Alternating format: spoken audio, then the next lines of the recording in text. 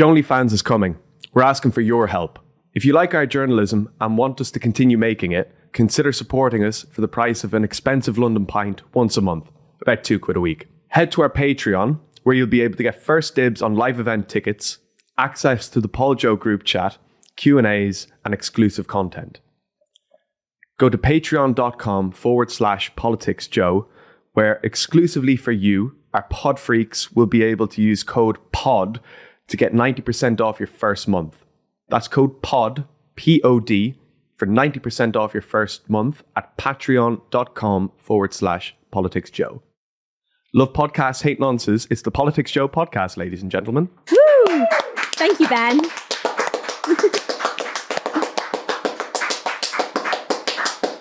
Are you a terrorist? Maybe. Are you? I'm pleading fifth on that. Yeah.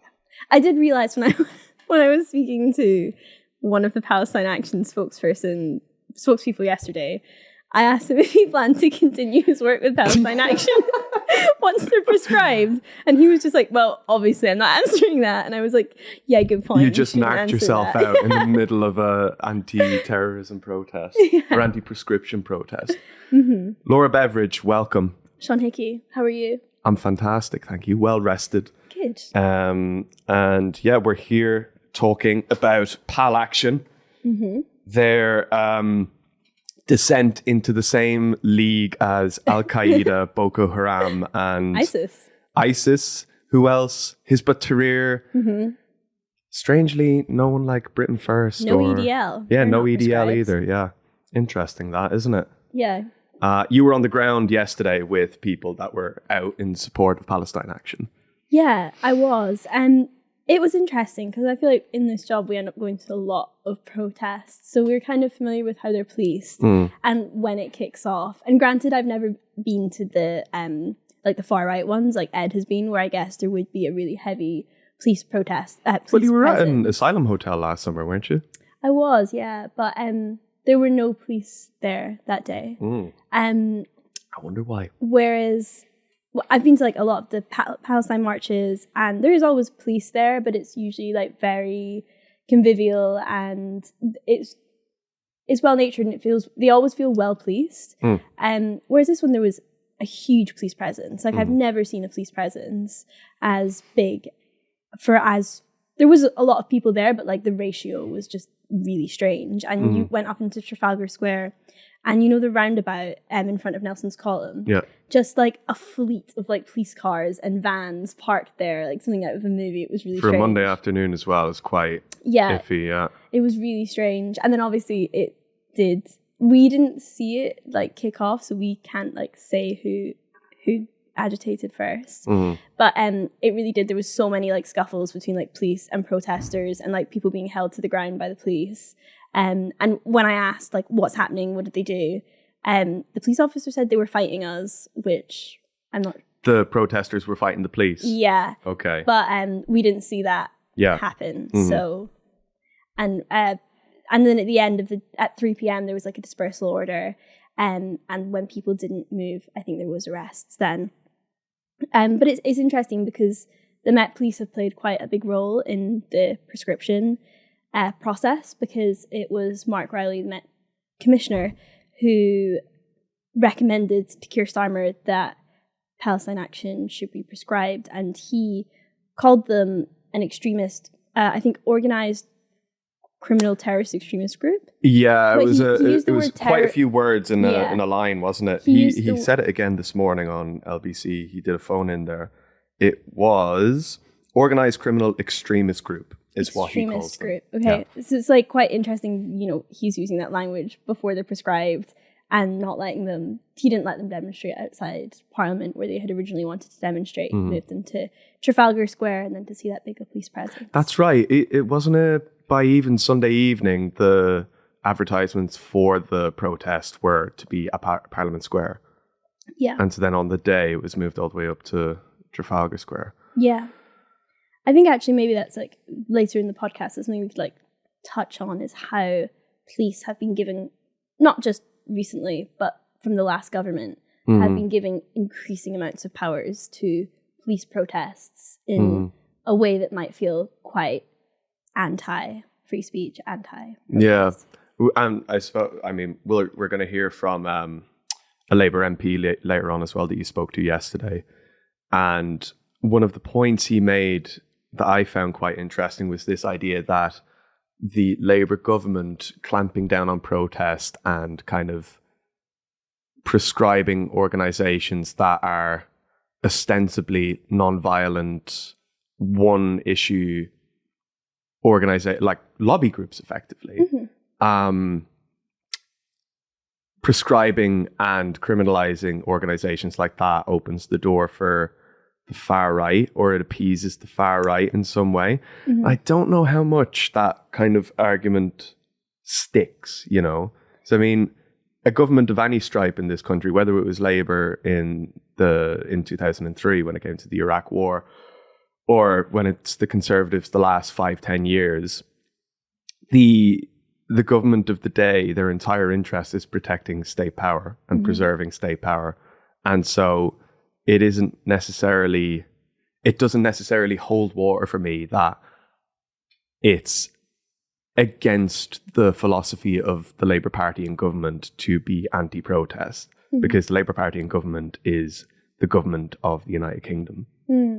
It's interesting to think Clive Lewis, who is the MP that I spoke to, he was sort of making the point that the Labour Party should be very careful because the legislation that they are putting down right now, well, they're ostensibly only using it against Palestine Action. And that's the other thing, is this prescription feels a bit retrospective. It feels like the legal framework wasn't working for the Labour Party to prosecute. They didn't like the way the law was working in their favour. So they were like, well, we'll just introduce a new law.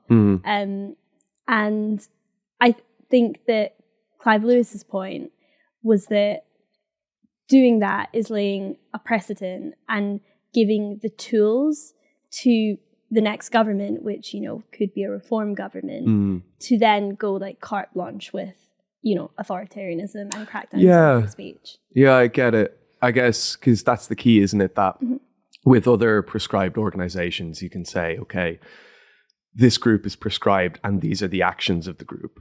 And if the actions of the group kind of match up with what your brain associates with terrorism, then it's a far easier kind of, there's a through line between prescription and action of a group. Yeah. Whereas with groups like Palestine Action or whoever might be, so I mean, I can't imagine they're going to be the last people that are prescribed by the government. Whoever it might be, and the actions of that group not necessarily aligning with what the general public associates with terrorism, that makes it very easy to prescribe anything. Are PoliticsJOE going to be a terrorist organization? Are we going to get prescribed? Well, this is the thing. This is one of the consequences of prescribing a group like Palestine Action, which, for all intents and purposes, is a domestic protest movement. That's what it is, and they maintain that they are the first domestic non-violent protest movement to be prescribed. Because if you look at who else is on that list, like IS, Hizb ut-Tahrir, they're not UK movements. So they're maintaining the first non-violent domestic protest movement to receive this treatment.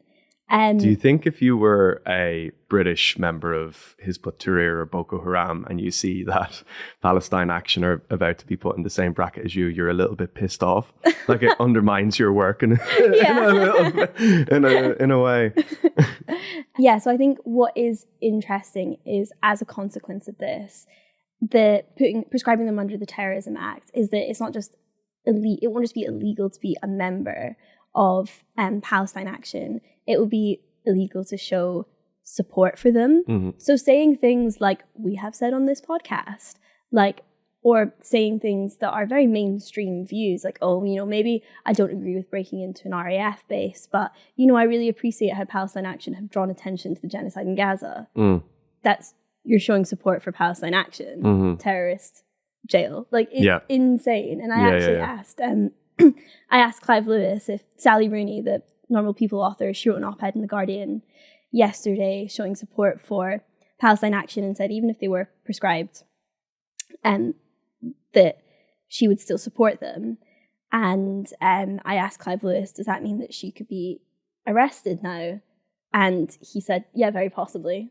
Shall we hear him say that? Yeah, let's hear that. Could it result in someone like Sally Rooney, who wrote a very powerful op-ed in The Guardian today, being arrested for supporting Palestine Action? It's entirely possible and entirely plausible. And I think the Home Secretary should be very careful about what she does today. I mean, she's made the commitment. She's going to make the statement in Parliament.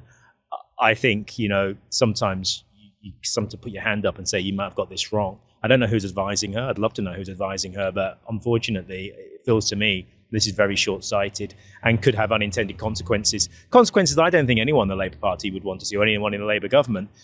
We should cherish and protect the right to protest. But this is in a long line of actions by not just my government, but the government before, which has fundamentally undermined the right to protest. It's been weakened. I think when people voted for a Labour government, they thought that they would strengthen those protections, knowing what was happening. They didn't expect it to undermine them further. And that's what this feels like it is. It's quite scary, isn't it? Does Sally Rooney live in the UK? I don't know. Maybe she's still living in Dublin or something. Yeah. She strikes me as someone that lives... I think she's from Mayo or somewhere, is she? Maybe she has a little hut in the west of Ireland that she writes her books in. But nonetheless, anyway, to have authors on the line of spending... I mean, whether she'd spend 14 years in jail or not is a different question. But it's quite a terrifying time to be in, that the association or support for an organization that's raising awareness for a genocide and Western governments' complicity in said genocide is quite... I saw a tweet that was like, the deindustrialization of the West has gone so far that we're not even manufacturing our own consent anymore. That there isn't any kind of strength of feeling in the UK for what the UK government is doing. And no matter how much the UK government tries to mask what it's doing or make it seem like what it's doing is good, there isn't a turning point in anybody's mind, I guess there is kind of a left-right divide in some way, shape or form when it comes to Israel's kind of campaign in Gaza. But it's not as clear-cut as other topics would be, know. I think that's something that Clive Lewis again was hinting at, was saying that, this is Keir Starmer trying to appeal to a certain sect of society, by which he meant people that might be reform-minded, people that would have called the peaceful pro-Palestine marches hate marches, or those people taking part, Hamas supporters, and people that want to see Keir being really tough on crime, or a government generally being tough on crime, that maybe this is for them. And a lot of the people that I spoke to yesterday who were at the protest I asked them, did you vote for Keir Starmer? Did you vote for Labour? And they said yes. Maybe his credentials as a human rights lawyer might have made them think he wouldn't do something like this. Or the fact that he actually defended anti-Iraq war activists who broke into an RAF base, and he defended them. I think on the technicality that property damage or criminal damage is allowed or there's a defence that means if it's to stop larger damage, such as a war or a genocide, that defence can be used and it can get people off in court. So maybe they were thinking that this record of Keir Starmer would mean that he wouldn't do something like this. I mean, it's also the act itself that seems to be what triggered the prescription of Palestine Action, being an act that didn't harm a single individual, but harmed the reputation of a government and harmed the kind of the profile of the British state when it comes to its attitude towards Israel and towards Gaza, that the organization is showing this military hardware is used in some way, shape or form to support Israel's campaign in Gaza. And that seems to be what is the terrorist intent, is exposing a government's intentions or exposing a government's alliances or allegiances to a certain campaign.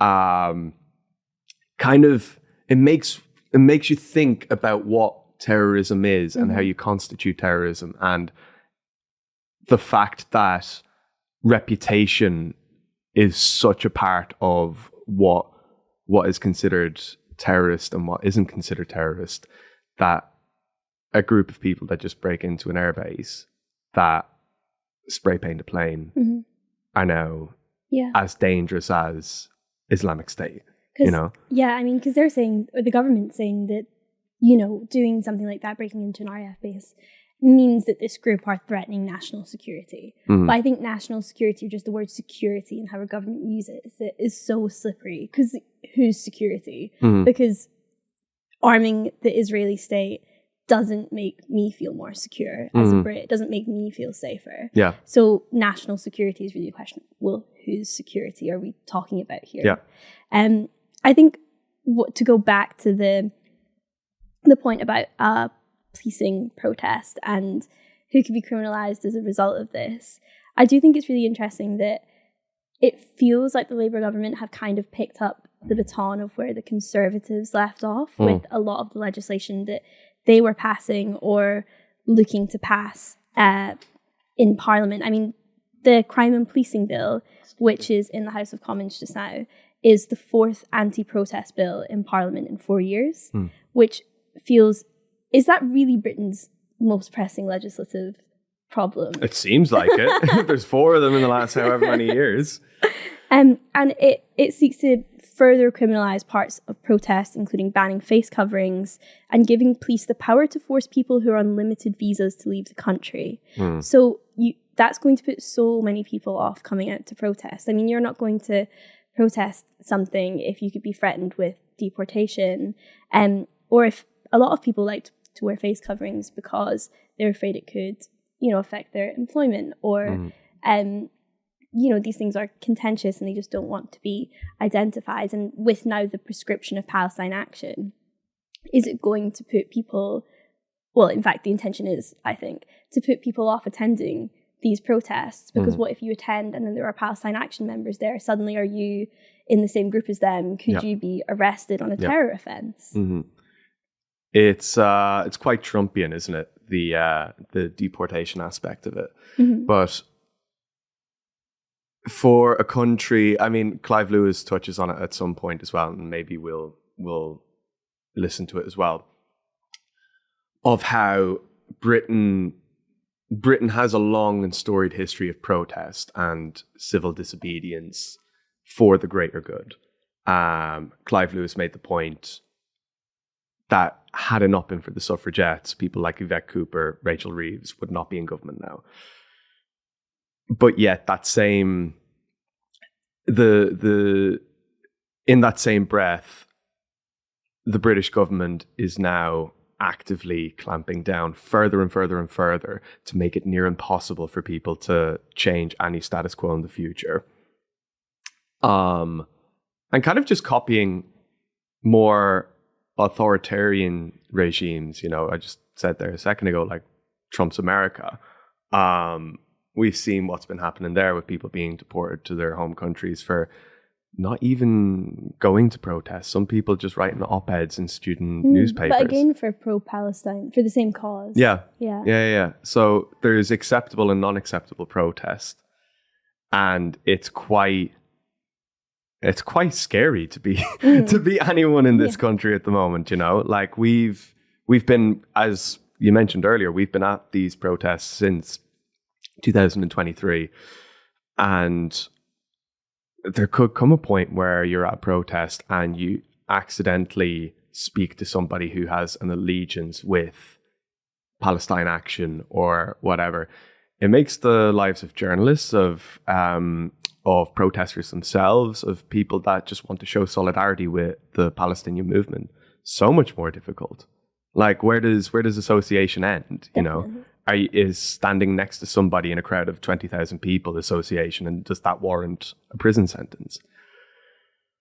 It makes me wonder, where are the free speech warriors? Where are the people that are constantly harping on in our media about you can't say anything anymore, you can't, you know, the classics, and universities no longer have free speech because they're so woke? And it's like, well, where are you now? Yeah. Where are you when a non-violent group who's protesting well within their rights, very reasonably.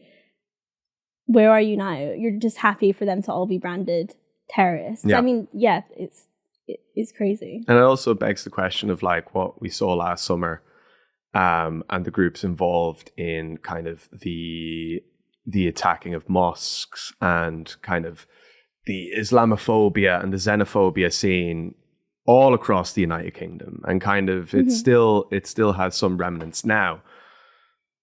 Well, the groups involved in that are not proscribed organizations, and there is very well documented evidence of violence being perpetrated against people and against buildings and against religious groups. Those organizations are not proscribed terrorist organizations.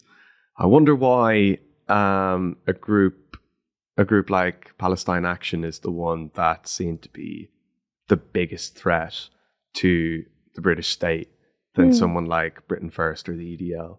It's interesting because there's been a lot of questions from the media about who funds Palestine Action, who's behind Palestine Action.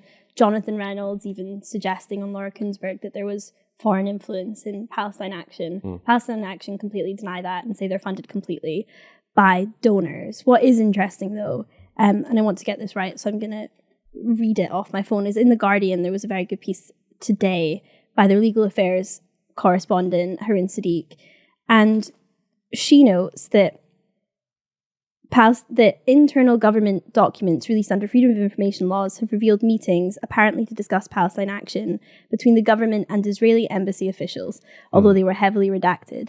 Ministers have also met representatives from the Israeli arms firm Elbit Systems, who Palestine Action have previously targeted.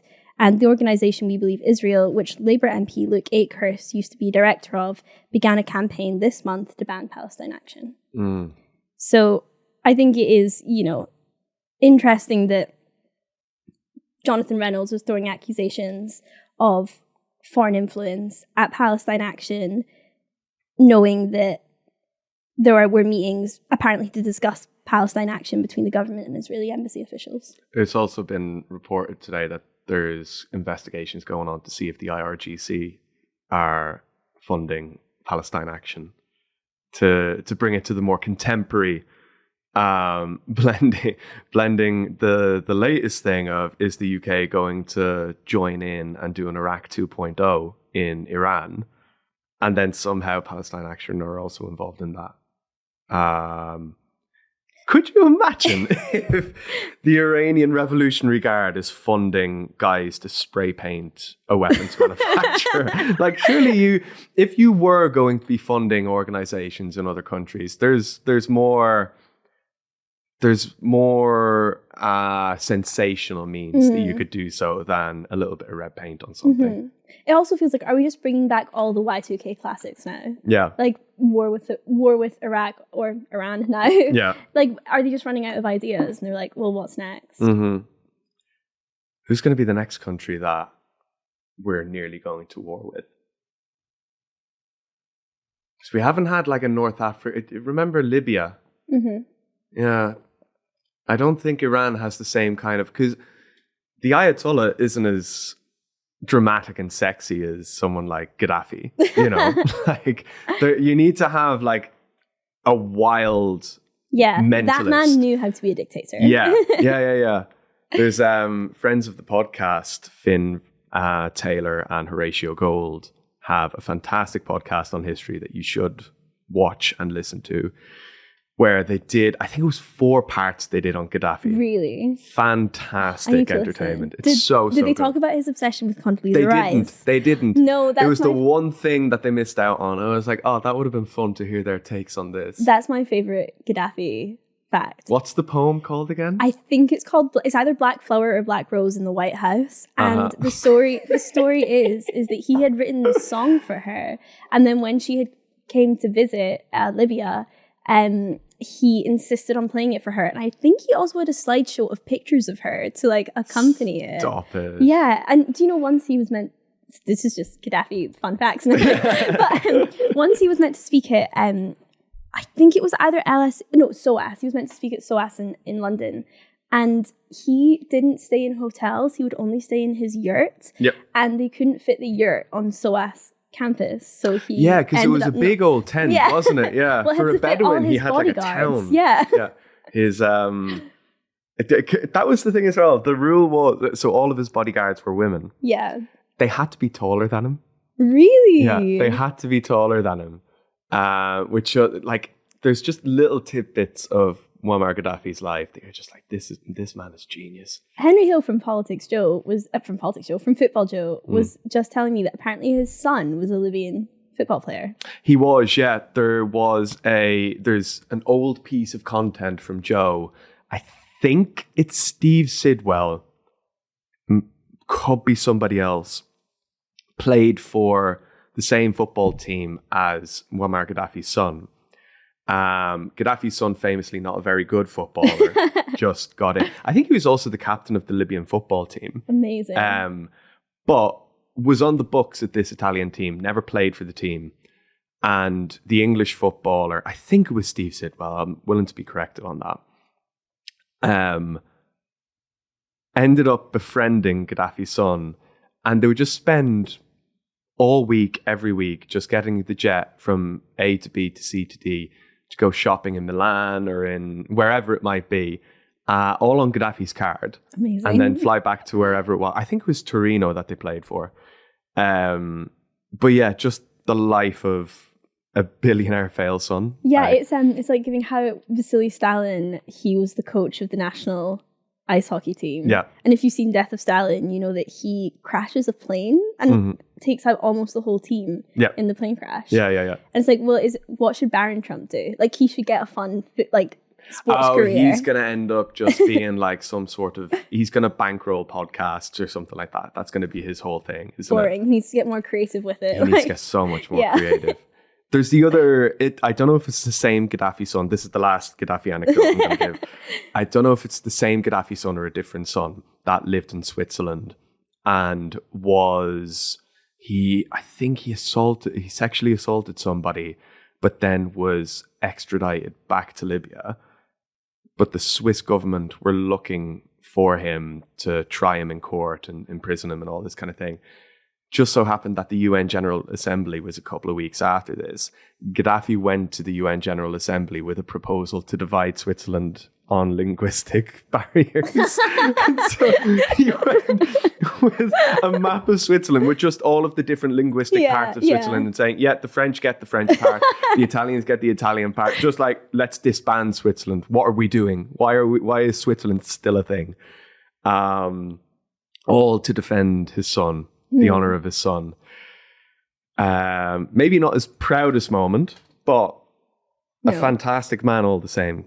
Am I going to get done on terror offences? That will get you arrested in Keir Starmer's Britain.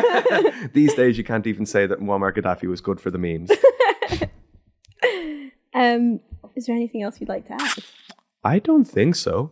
Go and watch Laura's piece from the ground yesterday in Westminster. Yes. Mm-hmm. It's fantastic. It's very good. Thoroughly enjoyed it. You'll enjoy it as well. Yeah, I guess we'll see you back here if we haven't been thrown in jail. You'll hear from us next week, inshallah. Hello. Regular listeners will know that we have launched the PoliticsJOE Patreon.